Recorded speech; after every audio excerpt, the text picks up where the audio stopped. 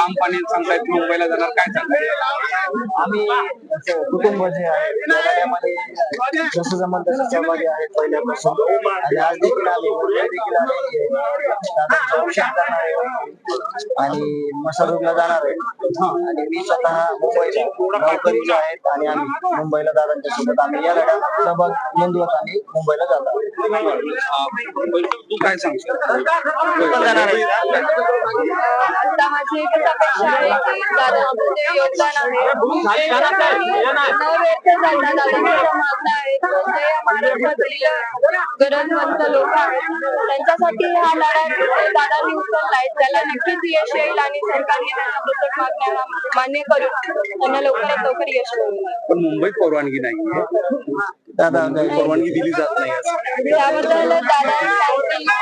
आंतरवलीमध्ये सध्या मी आहे आणि दादांचं जे ऑप्शन करण्यासाठी मी ठरलेली आहे. दादांचे जे निर्णय असतील ते दादा नक्की सांगतील. आरक्षणाच्या या मागणी प्रक्रियेमध्ये हा लढा किती महत्त्वाचा आहे? गेले कित्येक दिवस झालं दादा या लढ्यासाठी झुंजतायत आणि त्यांचा जो संघर्ष आहे तो आपण सर्वांनी पाहिलाय. त्यांनी जे मराठ्यांचे जे मुलं आहेत त्यांच्या आणि आपल्या ज्या पुढच्या पिढ्या आहेत त्याच्यासाठी दादांनी हा उचललेला लढा आहे आणि सरकारने त्यांना नक्कीच यश द्यावं आज मी एवढीच अपेक्षा करते. तू मुंबईत जाणार आहेस का त्यांच्या या सगळ्या याच्यामध्ये सहभागी होणार आहेस? ज्याप्रमाणे इथून मागं माझे वडील होते त्यावेळेस त्यांनी पूर्ण गावाला घेऊन दादांच्या पाठीमागे खंबीरपणे उभे राहिले. आज ते जरी नसले तरी आमचं गाव मी काका हे पूर्णपणे दादांच्या पाठीमागे खंबीरपणे उभा आहे.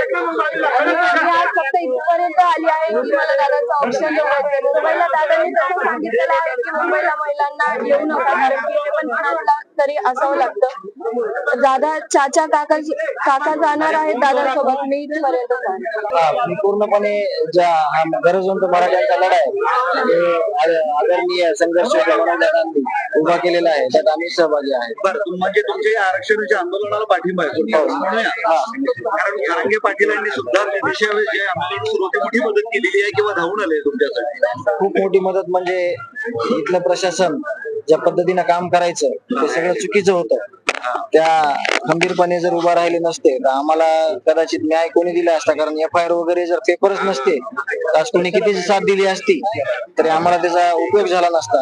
ज्यावेळेस दादा आले, FIR झाला आणि न्यायाची प्रक्रिया चालू झाली, मग सगळ्यांनी सहकार्य केलं. तुम्ही पण आंदोलनाला पाठिंबा द्यायला आले? दादांचं ऑप्शन करण्यासाठी आले आहे आणि आज एकच अपेक्षा आहे की दादांनी जो लढा उचललाय त्याला नक्कीच यश येईल आणि सरकारने त्यांच्या ज्या मागण्या असतील त्या नक्कीच पूर्ण कराव्यात. सरकारने परवानगी नाकारलेली आहे मुंबईला येऊन असंही सांगितलं. नाही, याबाबत दादांचे जे निर्णय असतील ते दादा स्वतः सांगतील. दादांना पाठिंबा आहे नक्कीच, कारण की दादांनी आपल्यासाठी खरंच खूप काही केलं आणि जसा माझे वडील गेल्यानंतर त्यांनी जो FIR चेंज करून घेतला त्याचे आम्ही दादांच्या नक्कीच पाठीमागे आहोत. दादांच्या पाठिंबा.